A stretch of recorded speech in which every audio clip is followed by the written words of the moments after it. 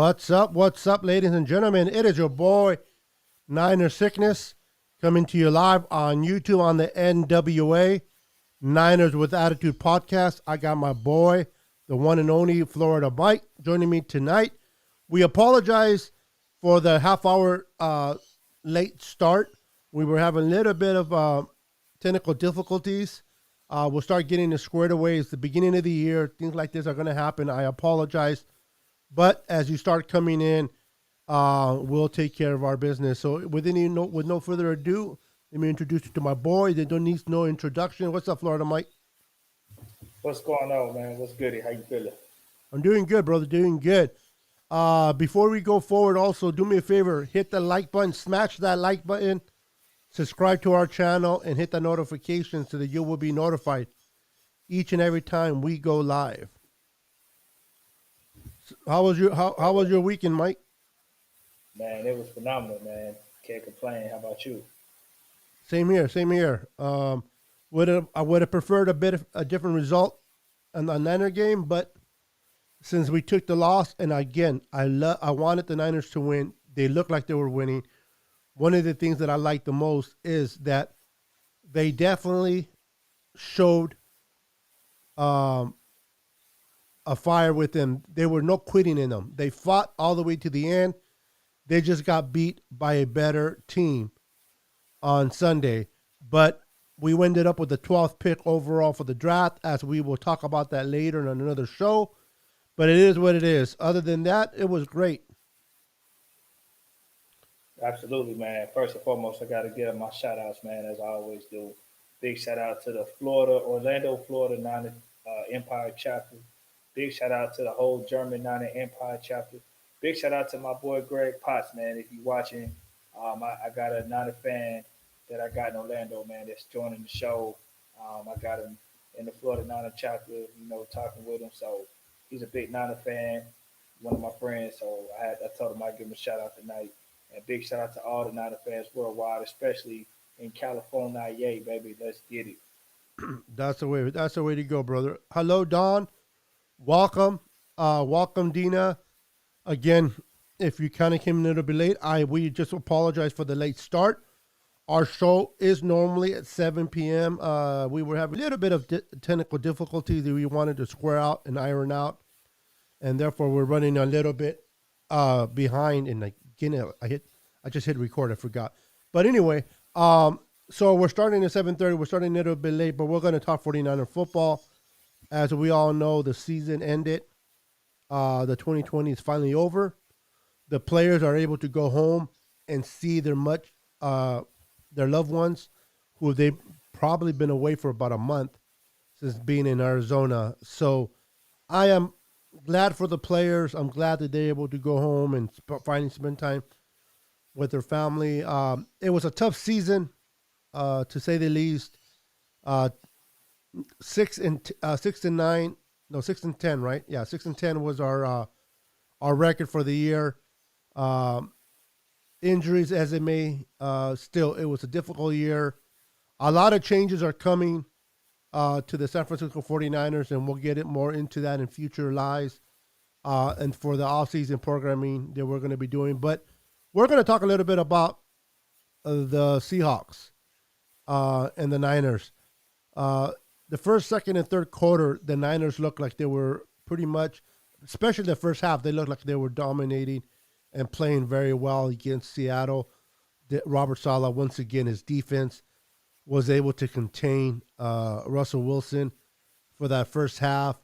And unfortunately, Russell Wilson, being Russell Wilson, the escape artist that he is difficult for linemen when they have him in the grass and he escapes and then throws for a touchdown. It's a difficult task, man. But Russell Wilson is known for the fourth quarter, and sure enough, he did what they had to. They did what they had to do to win the game, and they won the game. But with that said, I'm still pleased with what I saw, the effort that every player played on Sunday. But Beathard and Mullins are definitely not the answer for a football squad, not even as backups.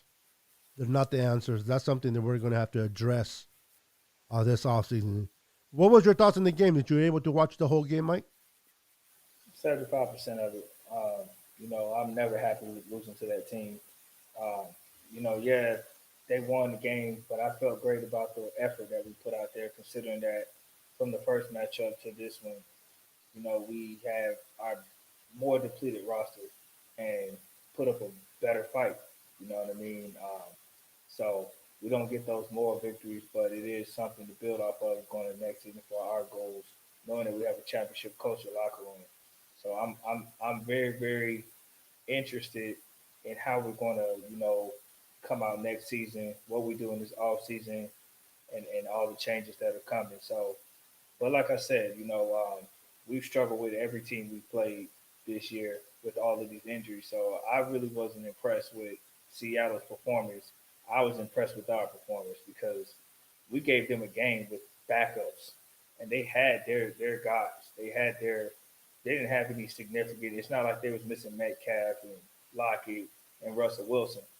We they if we had you take Russell Wilson away from them, I don't really think they won that game. I So agree. I agree.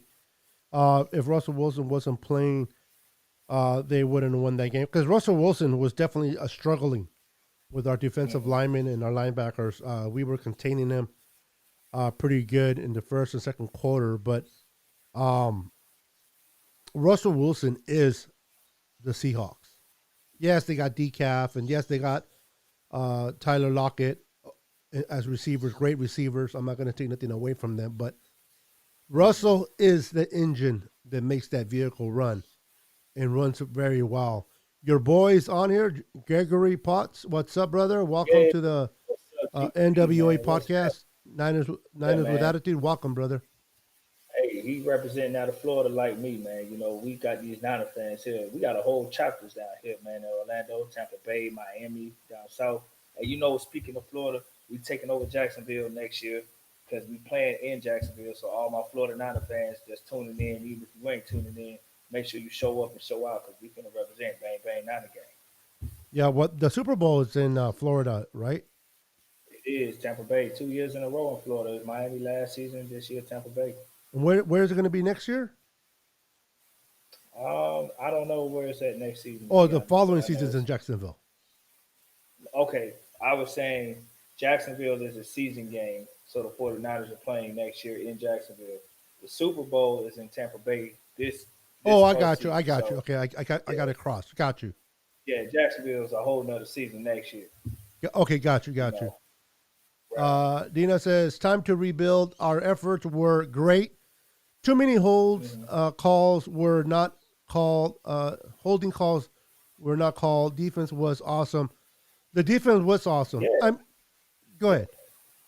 I agree, man. Like I don't know, man. I was watching the majority of the game, and I felt like Seattle's O line, man, gave him extra time that it looked like there was some holding, man. Like I mean, I refuse to believe that they just played that well up front to where our defense. Granted, we don't have the best pass rush, missing D Ford and Nick Bosa, but like I don't know, man. There was a lot of plays out there where I felt that yellow flag need to come out some, man. Them boys looked like they was holding on Seattle's O line, in Oh my yeah, honest opinion. Very often too. They we generated a pass rush using our secondary here and there and coming off the edge with other players.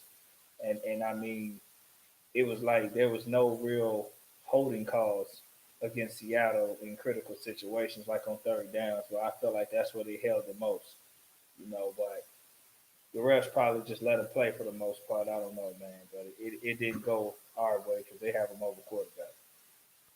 yeah, yeah. Yeah, it was a difficult task to do to ask for Robert Sala, not having D Ford, not having Bosa back there, missing Sherman, missing a lot of key players. But one of the players that I really wanted to talk about on defensive is the corner Akila Witherspoon. Um, he was put on Metcalf. I honestly, I had a feeling that was going to take place because of his height. Everybody thought that Jason Barrett but for the most part, it was Killer Witherspoon covering Metcalf, and he did one hell of a job. He actually did a great job. He's been playing hot. This kid, when he's hot, when he's not in his head, he plays phenomenal. He's a great player, a lot of upside. The problem with him is you don't know what kind of player you're going to get on any given Sunday. Is this kid going to be positive? If he gets injured, if he has a real bad game, he doesn't know how to forget and move on. He dwells on it. He wallows in it, and I think that's what hurts him. But I would like him, depending on how much he wants, I would like him to bring him back. I think he had a great game. It was evident that we didn't have our receivers, and we were not able to be effectively to move the ball. But Kittle, being Kittle, had some really spectacular catches. One in particular, when he caught it with one hand and brought it in. That was very, very, very awesome to watch, man. Kittle is a special beast within itself. Imagine a full crew, man. Imagine a healthy Jimmy, healthy Debo, healthy Brandon Ayuk, maybe Jalen Hurd comes in healthy as a number 3 receiver, mixed in there with Kendrick Bourne, a healthy what's his name? Mostert, thank you. Raheem Mostert and Wilson back there. We have a good offense. We have a good offensive lineman, a decent offensive line. If we're able to retain Trent Williams, and hopefully we can, I don't see why we can't have a good year in 2021 if they stay healthy. I like the players that we have. I know a lot of players are worried about quarterback position.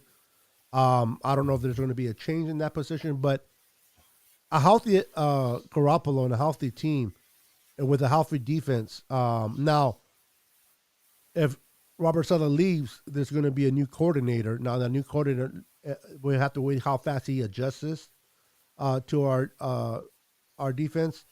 It's going to see. Hopefully, he can take it to a higher level. But I really see the Niners improving in 2021. I just want to encourage all the viewers to know, man, that we're not going to have another 2020. It's very rare that this many injuries will take place. Hold on real quick. I wanted to read this comment that just caught my eye. Don says, I won't be on Friday. Thursday is my 40th birthday, and I am on sale on Friday.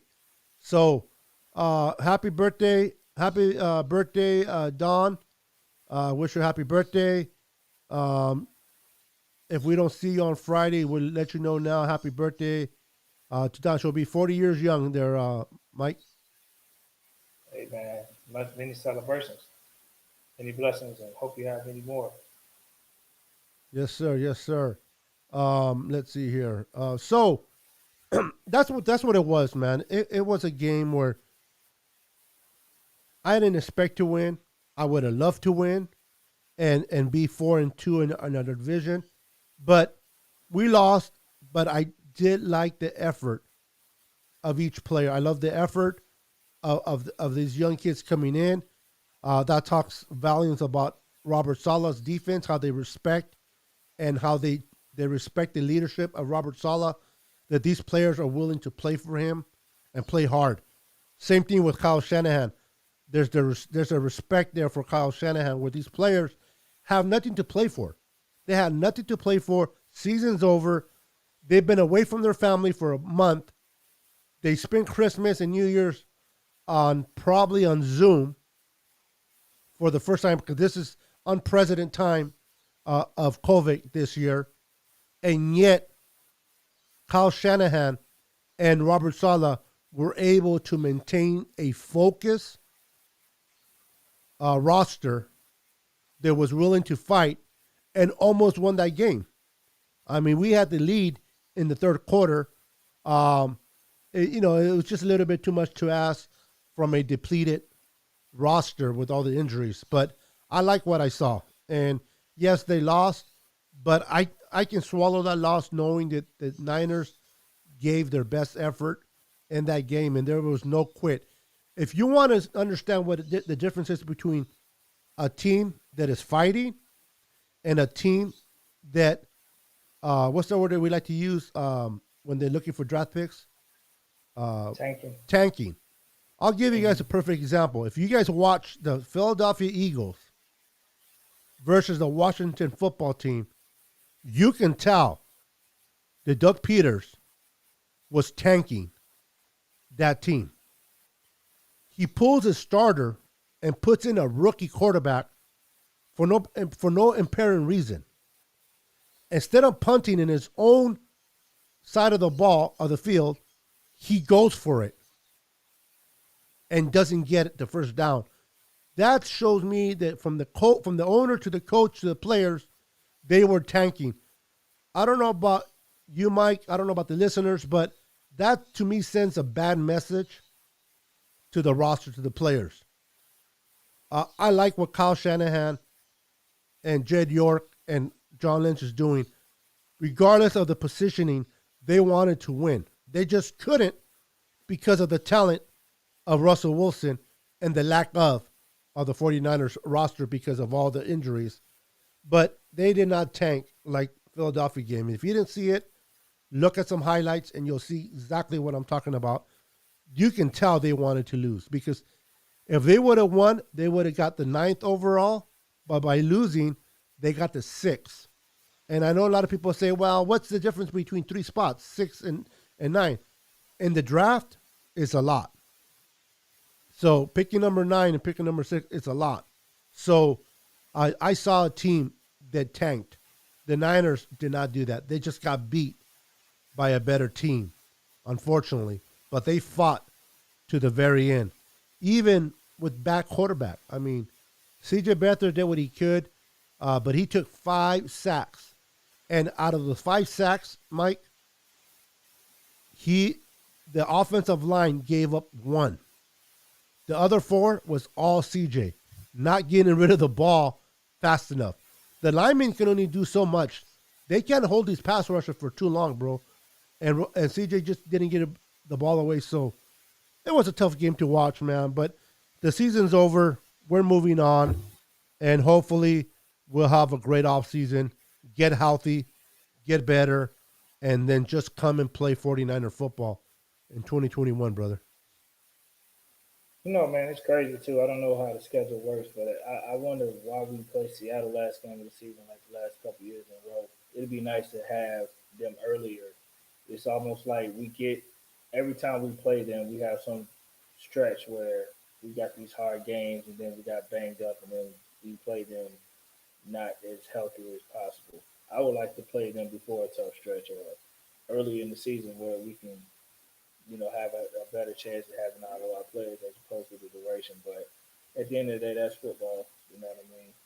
I just don't get why we played them last game of the season a couple of years. I just find that interesting. Yeah, I know. We played in Seattle last year, the end game, the last game. Then they played us. Yeah, it is. It'll be nice to play a different team, but I know they like to. I know a lot of like the Bears play the Packers, so I know that towards the end of the season you get a lot of the divisional teams playing each other. But Mm-hmm. it would be nice to play the Rams or maybe play the, at this juncture it didn't really matter because the season was over way before we hit week 17, so it didn't matter. Um, I did, but I see your point. It'll be nice to see a different game. Hopefully this year, we have a different outcome. Maybe we'll play. We'll end the year with a different team. But I wouldn't be surprised if we're playing in Seattle at week 17 again. Yeah, I mean, it really doesn't matter any time in the world, to be honest. But I guess I'm so eager to just beat them so bad. I want them early. I want them first game of the season. I don't care how rip. You know what I mean? As opposed to waiting until like the tough game stretch after the right after the bye week or something, where you have these tough games and then you play in last game of the season. It's just always like crazy how they schedule that way late in the season. So I want them early. That's just me. I want to beat them bad. But Yeah, I know. I hear you, man. Seattle fans that are trolls, like many fans have trolls in their fan base. I don't know of the Seattle fans in Washington. I've actually met maybe two Seattle fans that are from that area. They actually seem very mild mannered compared to the people that I've occasionally seen in Florida that likes that team more so like Russell Wilson, I should say, and then the troll fans. So um, I don't know, man. I'm not going to judge a whole fan base based on a few. I'm sure they say the same thing about San Francisco fans when we beat Seattle. But the thing is, Seattle has to understand that during the tenure of Harbaugh and Pete Carroll, a lot of their fans, the reason why I don't respect a lot of their fans is because a lot of their fans that are not from Seattle seem to not know the history of Seattle. Like I've asked an average Seattle fan outside of the state of Washington, who was your quarterback before Russell Wilson? A lot of them don't even know. And it's not like they're young fans. These guys are my age or older. I've asked them, did you know that two of your biggest coaching members of your coaching staff, Ken Norton and Pete Carroll, were heavily involved in San Francisco's organization back in the day? Ken Norton was a player. Carroll was an assistant coach. When we had our Super Bowl run, did you know that they were former San Francisco 49er coaching player? A lot of them don't know that. You see what I'm saying? So it's like when they start talking all this trash, and I'm like, man, okay, I get it. We're more of their rival than they are ours. Like the reality is, Seattle has never been on our radar until they joined our division. And when they came in our division, really wasn't as big and hype because we were down when they joined the NFC West. When Pete Carroll came there and Harbaugh came there, that college rivalry transitioned over to the NFL, and that's where it started to pick up at. You see what I'm saying? And I Hmm. think that's where the disdain for Seattle comes. So my dislike for Seattle has little to do with them beating us head to head. I mean, hell, there's been teams that's beat us head to head more so than not. But head to head matchups mean nothing to me because we're playing for Super Bowls. We've we've beaten plenty of teams head to head and owned them. But if they have more Super Bowls than us, like say if we, I don't know, I'm just using an example. Say if we beat the Steelers head to head, what do I look like telling the Steelers fan, man, we own y'all head to head, and they're gonna tell me, hey, we got more rings than you. I value Super Bowls over, that. Yeah, it's good to win head to head, but at the end of the day, here's the reality: we have a Super Bowl every year is our goal, right? We're Yep. playing 17 games in the season and 16 games in the season, and then we have a postseason. So the reality is, Seattle is only two of those games guaranteed. It doesn't really matter if they beat us every year. Like there's been years Miami beat New England often, and New England goes and win the Super Bowl. You think New England fans care about Miami beating them? Nope. Yeah, they might get irritated by it, but they're gonna say, "Hey, we won the big prize. We can care less if you won the season game. Good for you." That Lombardi Trophy So will makes it easier to forget a regular season game. right, yeah. So my thing is, I just think Seattle fans that are obnoxious like that, don't. My thing is, I don't care that you won the game. Okay, cool. But when you start talking like that, bro, and you don't even know your own history, man, like, come on, man, you don't know who your quarterback was prior to Wilson. You guys didn't even know that you were in the AFC prior to joining the NFC South. I mean NFC West. It's like little things like that, bro. Like, come on, man, how long you been a fan, man? You know what I'm saying? Like, It makes you wonder. yeah, man. Like, I don't see San Francisco fans saying stuff like, before uh, Jimmy Garoppolo, we know who our quarterbacks was. We can say Colin Kaepernick, Alex Smith. You know what I mean? We can go back in the days to Garcia. You know, even when we had some bad seasons with Tay. Tim Rattay. Not that they were Right, yeah, good, but right. You know what I mean? So we've had, of course, Steve Young, Montana. Everybody knows them, but I'm just saying, like, we can Colin Kaepernick, like we can name quarterbacks within the last 20 years. I don't see Seattle fans doing that. I don't even see a lot of them saying stuff that is factual half of the time. The only thing they're happy about is those green Slimer jerseys. They're excited about, you know, their fans being this so-called 12th man. You know what I mean? That they stole from Texas A&M or college because they have no swag, so they have to steal a college team slogan to be able to represent in their fan base. But I don't know. I just view Seattle. I'm not going to say all Seattle fans because I actually know two personally from Washington. So I got love for those two individuals. But when you throwing Skittles at Bowman after he gets hurt, I'm never going to forget that. Yeah, So that was my bad lack of yeah, class from the fans, man. absolutely. And I'm again, I'm sure San Francisco fans have done things, but you know what I mean. I'm not going to sit here and trash talk and defend poor behavior. If San Francisco fans did something obnoxious like throwing batteries, I'm aware that we did some stuff like that to Yep, Seattle that's before. terrible. That's terrible, right? I'm not Yep, gonna I'm not gonna wish an athlete gets that type of harm their way and then rub it in their face. You know what I mean? one But hundred percent. I've known some recent converted Seattle fans, that have played Madden or fantasy football and decided to jump on Seattle's Legion of Bloom, as I call it, because I ain't calling no Boom, the Legion of Bloom defense, right? Mm-hmm. And then all of a sudden they got a lot to say about San Francisco, man. You never disrespect a 5-time champ, bro. We've been in the NFC West before you was even thought of, man. You was in the AFC. You never disrespect us when you got a San Francisco product coaching you. You never disrespect us when your linebackers coach played for our franchise. Yep, You know what I'm saying? yep. So you can have your little success in your short run, but at the end of the day, five is greater than one. And just remember, you're the one team to choke on the 1 yard line. So Yeah, with that said, Mike, if you combine all three teams in the West, their rings, they don't even come close combined to us by ourselves. oh, not at all. So There's what do they have? Three total? no, two. Two? Yep, Still, don't no the Cardinals. Rams? Cardinals have no. Rams have one, and Seattle have one. Okay, I don't know why I thought the Rams had more than one. I No, thought they they got only two won in one. St. Louis. They won one in St. Louis. The great what do you call it? The great turf on earth, whatever. They just won one Okay, so either way, when they they're beat the still trailing Patriots. us. Yeah, they're still trailing us as a division. I don't know. I thought St. Louis had one too for some reason. You mean the Cardinals or St. Louis had? You mean the St. Louis had two? That's what I was thinking. The St. Louis Rams, the real Rams team in St. Louis, because they can't The win LA St. Louis. Rams, the where did they move to? I forgot. St. Louis and LA again only have one. One. Okay. So they got one, and then Seattle has one. So two, five is greater than two. So yeah, we have more than our entire division combined.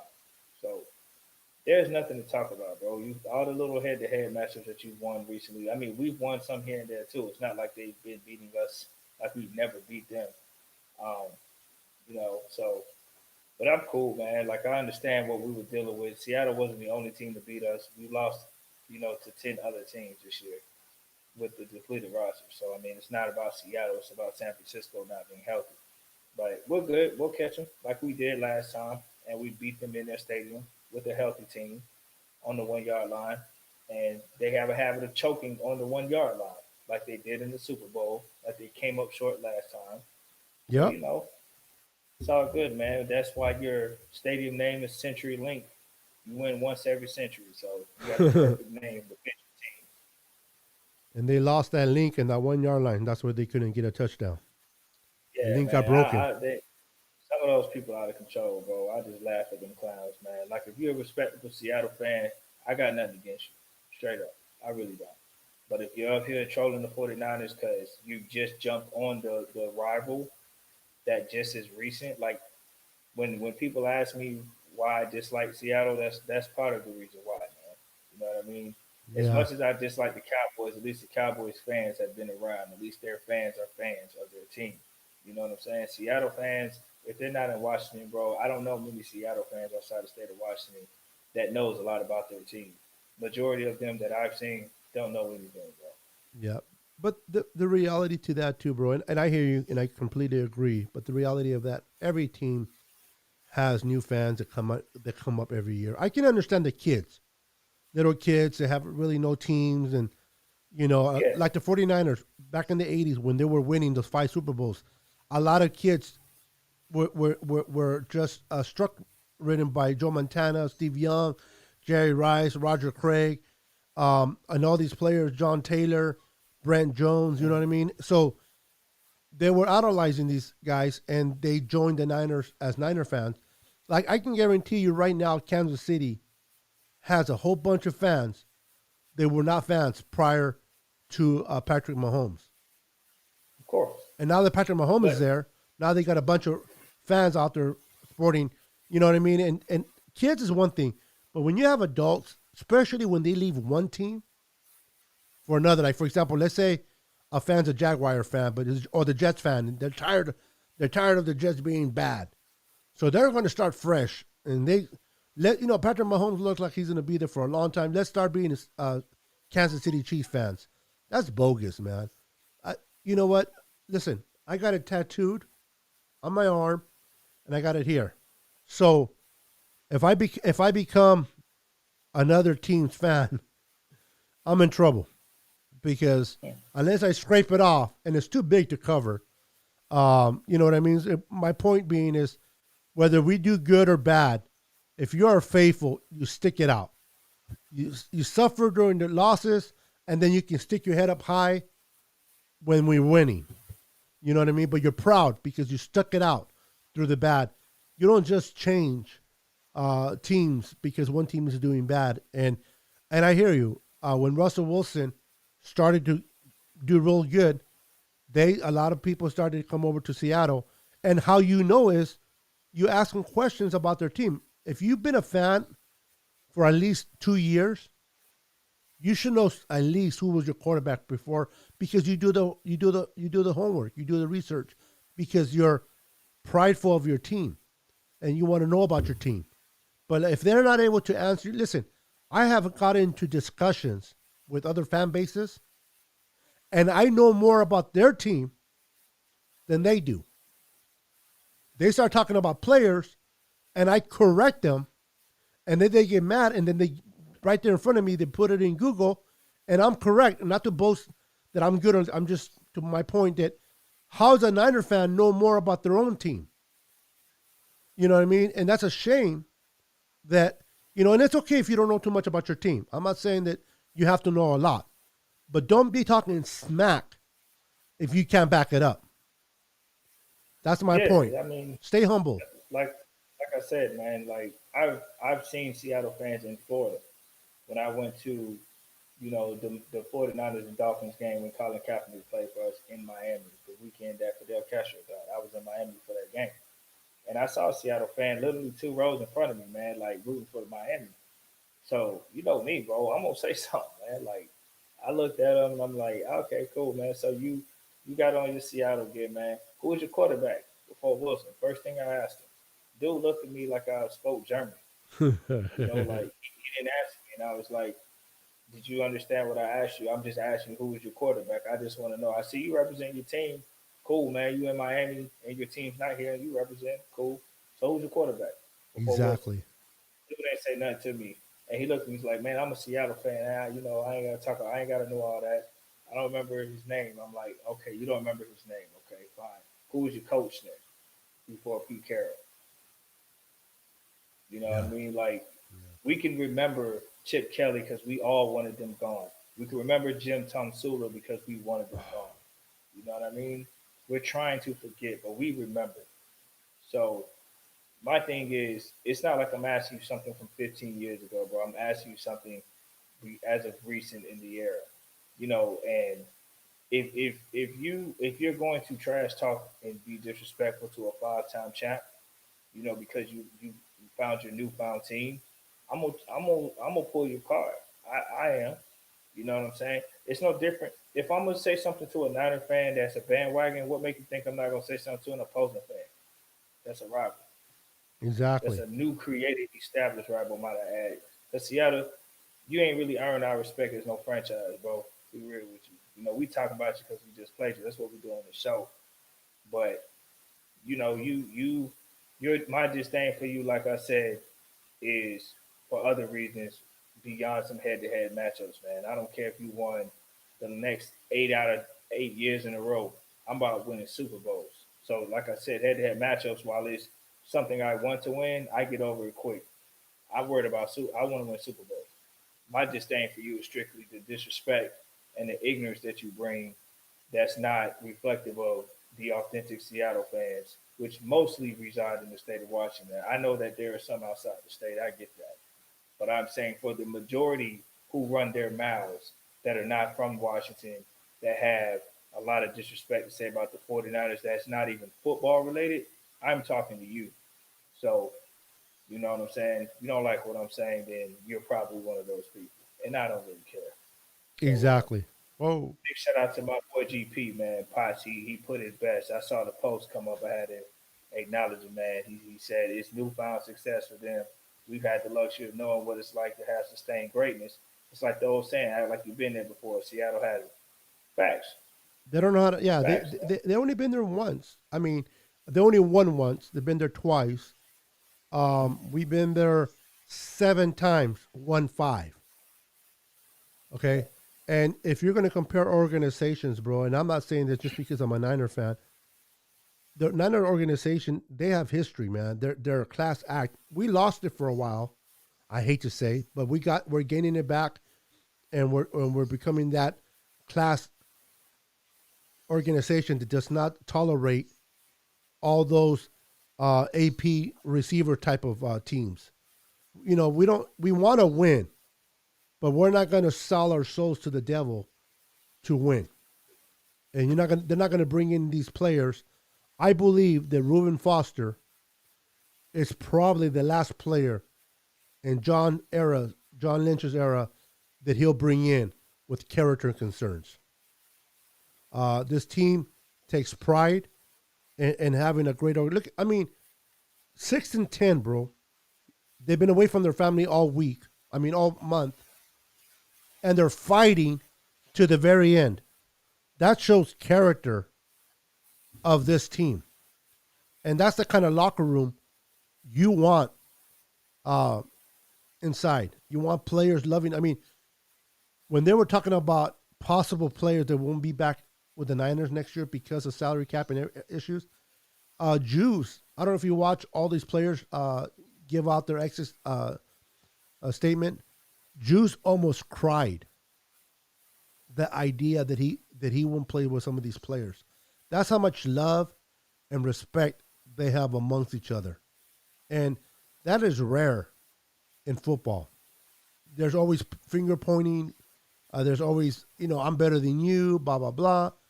There's a lot of humbleness inside the organization of the 40. And that's David a lot to John Lynch and Kyle Shanahan.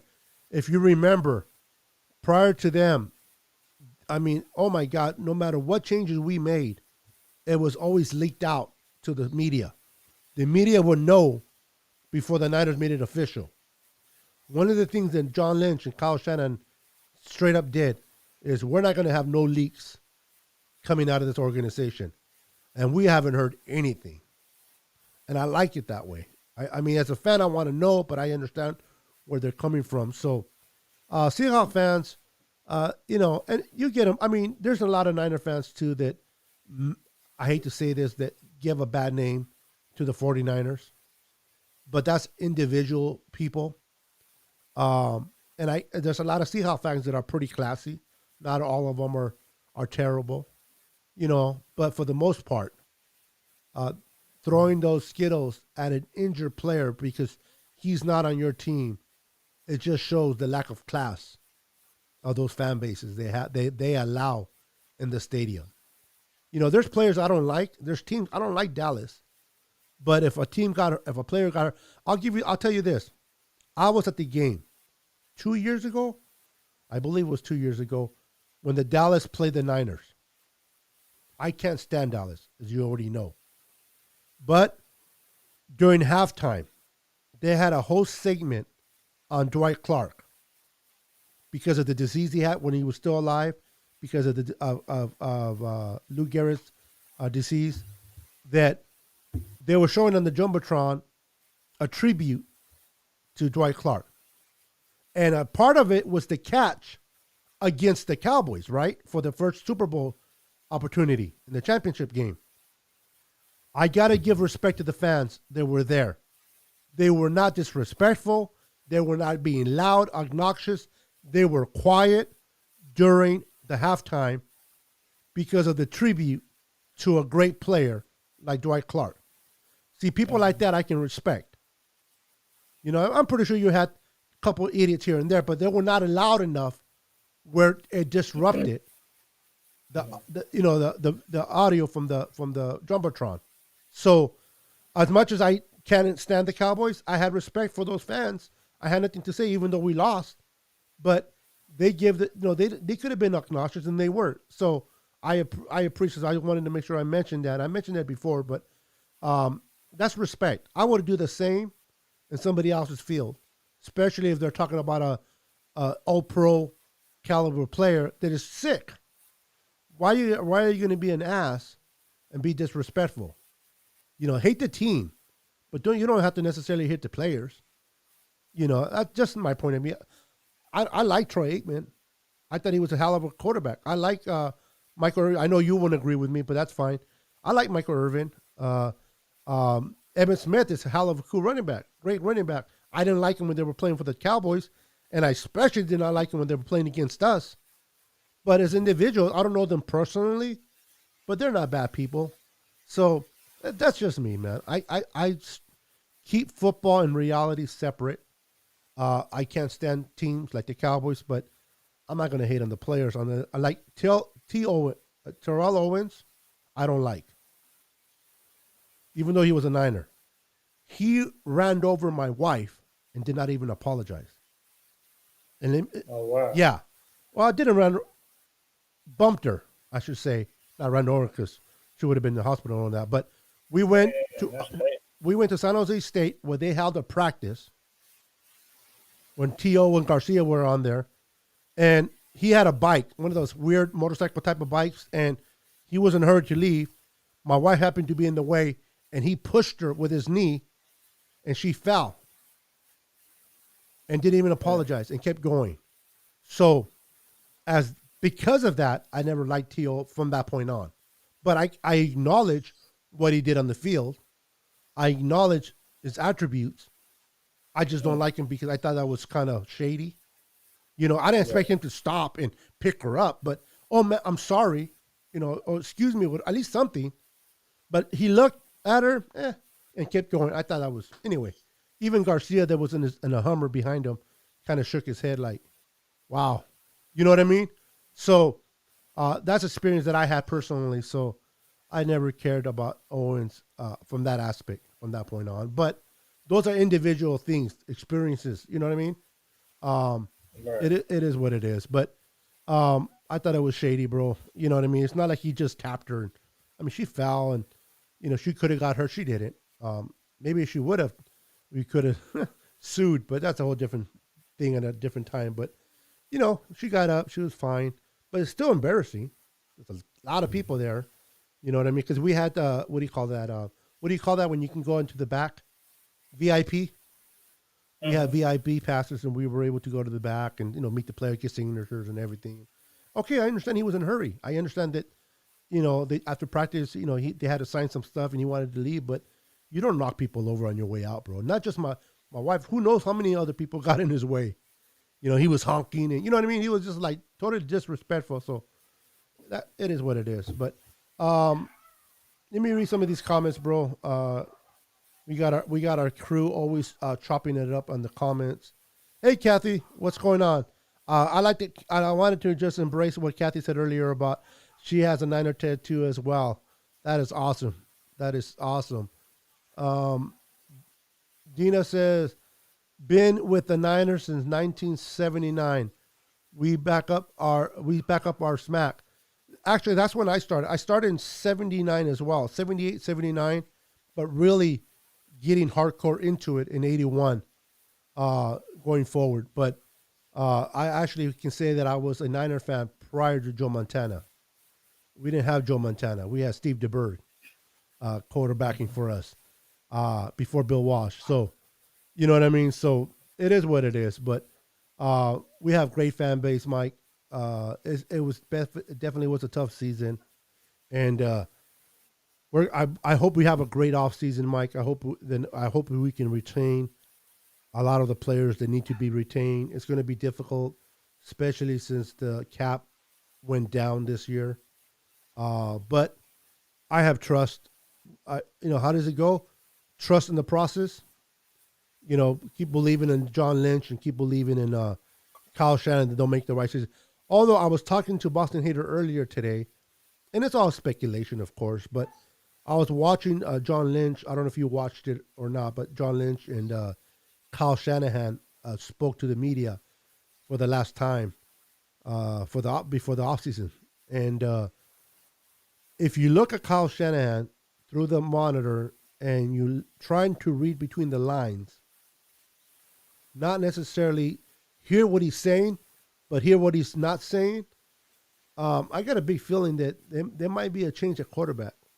Uh, Now, this is what I told Boston, and he didn't agree with me, which is fine. If we do keep Jimmy, which is a great percentage we do, it's not going to be because he's the number one quarterback the Niners want. It's because they couldn't find someone better to replace him. In other words, I believe the Niners are going to try to bring someone else, uh, maybe a Carson Wentz, from Philly, or whatever, or draft a quarterback. But if everything else fails, they'll bring Jimmy back. But I don't think they're going to bring Jimmy back because that's their number one choice. And last year when they won 19, when we won 13 games, they did not entertain the Tom Brady because Jimmy did so well. Let me tell you, even though Boston haters are going to hate me for this, but if Tom Brady asked the Niners to be on this team this year, you don't think Kyle would take him over Jimmy this year? This Like this year coming up, or the year that we're currently in. No, like the year this off season, based on how the thing about Jimmy, not only is not great, but how's that saying go? The best ability is I forgot something about being available. You can't be. I don't care how good you are if you're not available to play. It's a word that people say, and I forgot. But um, Jimmy has been hurt a lot, and he's inconsistent. Even when he has, I mean, that he only played, I believe, 3 games this year or 4 for the whole season. You can have great qualities, but if you're off the field, how productive are you? Well, my thing is, if you're talking about Tom Brady, I mean, first let me address Carson Wentz. I do not want Carson Wentz. If we're gonna go another direction, why go Carson Wentz? You know what I mean? Um, Tom Brady, on the other hand, if you're going to go get a quarterback that is on the way out of the door, how many years does Brady really have left? Doesn't matter how productive he may be. How many years does he really have left? Not And much. I mean, if you look at Garoppolo's productivity, he outperformed Tom Brady last year. So at the time they were talking about Brady coming here, Garoppolo outperformed him last year, right? Yes, Can we all agree that Garoppolo outperformed Tom Brady last season? yes. That being said, it would make no sense to have a quarterback that's on his way out of the door with uncertainty of how he would be in a new scheme, in a new system, when all he knows is Belichick. Well, See what I'm saying? very very Because good point. Brady going through Tampa Bay, nobody knew how he would do. You had a feeling he would do well because he's a veteran seasoned quarterback, but you didn't know because he's in an offense where he has to go downfield more. There's no dink and dunk passes, intermediate passes, all these tight ends. You actually got receivers that you can throw deep, and Brady hasn't really had to throw deep like that. So going, you know, way to Tampa Bay, playing it in an entire new scheme, a new system with a guy who loves to go downfield versus what Belichick and company loves to do up there in clam chowder land. You know, it's a different offense. So schematically, Tom Brady has shown that he can go anywhere and perform for the most part. It seems, maybe except the Jets. But the reality is, I would not want to. If we're going to go get a quarterback, and you're just going to say we're going to throw in the rag on Garoppolo, then go all out. Go all out and don't half-ass it. Go all out. If you really want to get the best of the best quarterback, then go all out and mortgage your future and start over again. If you're gonna do that, but it wouldn't make sense because the reality is we got a guy that went 13-3. We got a guy that won over 70% of his games. We got a guy that is capable of getting us to the Super Bowl, and we have a roster that we built in 3 years that's Super Bowl ready. So if we start over and hit the reset button, we're going to have to give up some draft capital to get the best of the best quarterback, which I don't see us doing. You know what I mean? We will put all our eggs in one basket and say we want to be good for a good 2, 3 years, and then by the time that quarterback gets developed, it's time to hit the reset button again. You know, you're gonna have to restart over. If you give up all your draft picks to go get this Trevor Lawrence or Justin Fields out of college right now, because Justin, that's my thing. If you're gonna start over, then damn it, take the best quarterback available. Don't half-ass it. Don't get no Carson Wentz. Keep Garoppolo if you're gonna go out the Wentz. Hell, Wentz ain't win no Super Bowl. His backup did, but he ain't win. You know what I'm saying? Garoppolo got there. He ain't win, but he got there. You know, Philly got there with their backup. You can't say that about San Francisco. We can't even make the playoffs with our backup. No, So my whole thing is if you're gonna go after a rookie quarterback, then go after the best one available where, you like this your guy, this your man. You know what I mean? Obviously Trevor Lawrence and Justin Fields are the two quarterbacks that a lot of people are high on coming out of college, but it has yet to be seen if either of those guys come into the NFL and play at that level. We don't know. correct. Well, we know that guy from BYU might outdo both of them. Yeah, We don't Wilson. know. Wilson, yeah. Yeah, we don't know, man. It's all about what team they go to and how they fit in. You know what I'm saying? Could you imagine if if Aaron Rodgers would have gotten drafted by San Francisco, would he be Aaron Rodgers? We don't know. We look at that now and say, man, we wish we would have had a guy like Aaron Rodgers, but Aaron Rodgers sat behind Brett Favre for a while before he became molded into what he is. He would have been on a struggling San Francisco team. Not sure he would have been who he is. I don't know. We'll never really know. But what I do know is you got some quarterbacks in this draft that are advertised apart. So I don't know who's the best one for the NFL, for the 49ers in particular. But, you know, if you're going to do that, man, then go all out. That's my whole thing. I don't think we should do it. But if we are, I don't want to take some guy like in wherever we pick him. I'd rather go after the best one. So move up, and even if we have to give some, if they believe in a quarterback really bad and they want him, you're saying that if they believe in a quarterback, they want a quarterback, even if they move up and get him, go for it. Yeah, I mean, because if you where we drafting at probably near 12. the top We are 10 we corner, are we are 12. 12. Yes. We outside of the top 10, man. Like it's not saying that you can't get a quarterback at 12, but in this particular class, you might have a gem out there. Where did Mahomes get drafted at? I don't remember. I think seventh. I don't remember, but it was Well, I within know the he, 10 in the 10. yeah, I know he wasn't top five, right? No. Yeah, you see what I'm saying? But he's probably arguably the best quarterback in the NFL right now. So there were teams that thought Mr. Trubisky was better than him. You know what I'm Yeah, saying? the Like, Bears. yeah, so you don't know what these guys are going to do. That to me, drafting a rookie quarterback when you already have a quarterback does not make any logical sense at all. You know what I'm Yeah. saying? You don't know when you don't have a quarterback. It's when you draft the quarterback. It's when you go all out and make those moves. When you already have a winning quarterback that just went 13-3. Granted, he's injured. He hasn't had the best of luck with injuries. Granted, he's had some games where you kind of like, damn. But then you look at his body of work. Does his body of work really give you clear confidence that you got to move forward? If you're going to move forward, you got to go a better direction for the team and for that position. I don't know about enough of these rookie quarterbacks, and maybe that's just me not knowing enough. But I don't think nobody knows enough. It's a handful of guys that you could say this guy is going to be that dude in the next level. You see what I'm saying? Like Lamar Jackson, man. A lot of people had doubts about him. A lot of people had doubts about Russell Wilson. A lot of people had doubts about all these quarterbacks. Yeah, You know what I Russell mean? Wilson was a third round pick. Yeah. Yeah, like who? Look at him. He could be considered one of the top five quarterbacks in the league. Oh, he is. Yeah, you see what I'm saying? Like you just don't If know, not bro. the Like best quarterback in the league. yeah, sure. It's very debatable. You know what I'm saying? I think Mahomes would have that title this year, but Russell Wilson certainly is capable of having that discussion. As much as I can't stand him, he is very capable of having discussion as one of the best quarterbacks in the league.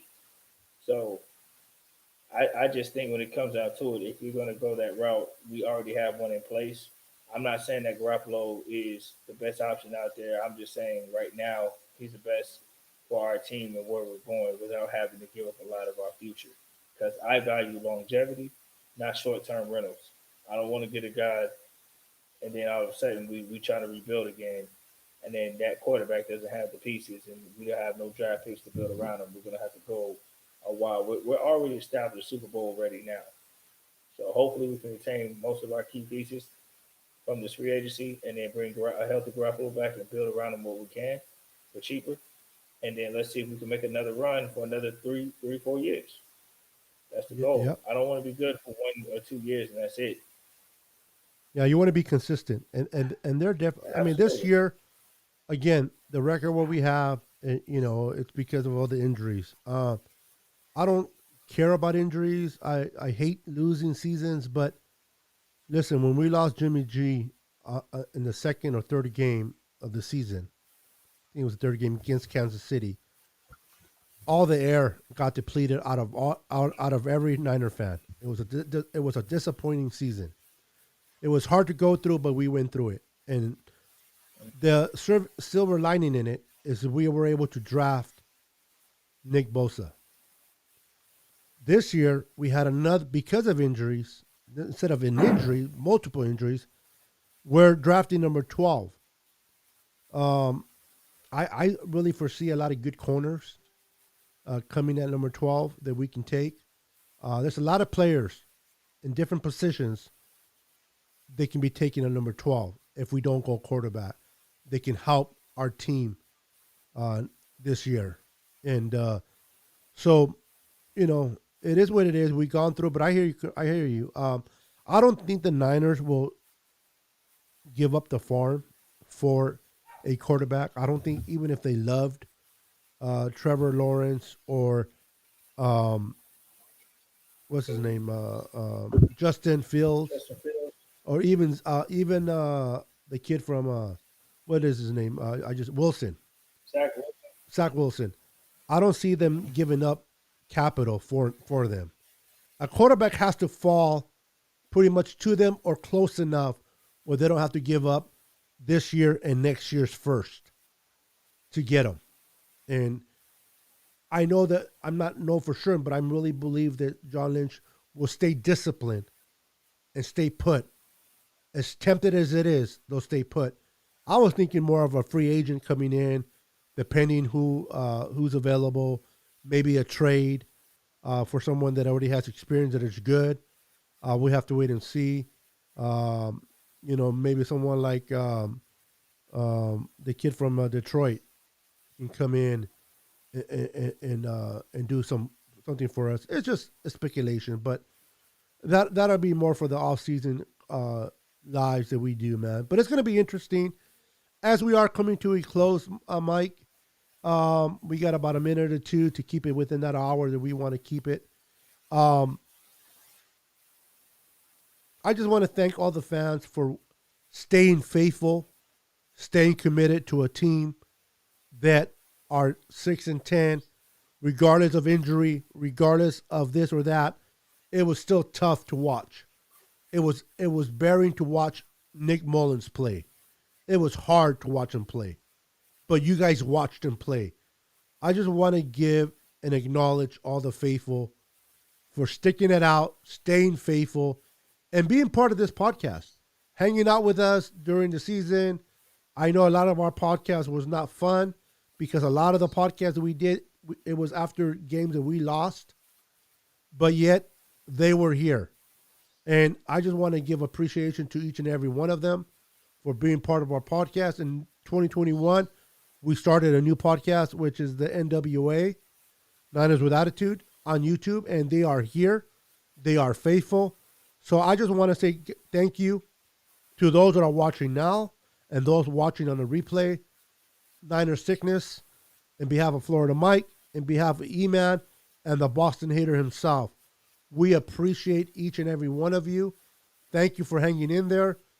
Believe you me, 2021 will be a better season. We'll get that excitement back.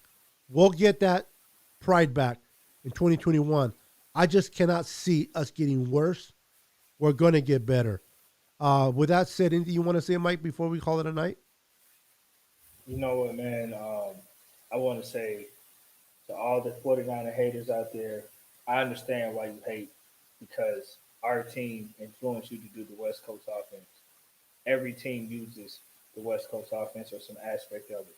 Yep. So I understand when we create and influence you, to be like us. I get it. You're jealous. You're mad. I understand. You know what I mean? So it's cool, man. I'm not mad that you hate us. But what I will tell you is you'll never be us. And nobody has it greater than us. And big shout out to all the fans. I second my brother Beto. Before I go, man, I'm going to just read real quick on some of these fans so we get out of here, man. I see our brother Tom. What's going on, Tom? Tom says we have a lot more needs than just quarterback, which I totally agree with. Tom's talking about we need to pass rush more often than enough. We have some other needs. Absolutely, we do have other needs to fill. I mean, we got a lot of guys coming free agency. So if you get your quarterback, you free up some cap space or whatever. But at the end of the day, I mean, what you gonna have to give up to go retain a good quarterback, or who you gonna bring in, and then how you gonna pay for all these other guys, to build around when you already have a winning quarterback. So it's not easy, man. When you get a quarterback, you're frustrated. You go from it's a lot of guys with quarterbacks they ain't happy with. I've heard people say they want Matt Ryan, but Falcons fans don't want him. I've heard people say they want Detroit Lions quarterback, Stafford. Some of them don't want him. So I mean, every fan base gonna have how they feel about their quarterback when they ain't win the Super Bowl, but we never got there. So like I say, y'all can hate all y'all want to hate, bro. When we're the one team that set standards and don't follow damn trends. You know what I'm saying? Whether you like it or not, we had a quarterback that took a knee for what he believed in. Whether you agree or disagree, we set a damn standard. We went into the Dallas Cowboys Stadium and stomped on that damn star 2 times. I know you don't like T.O., but we did it.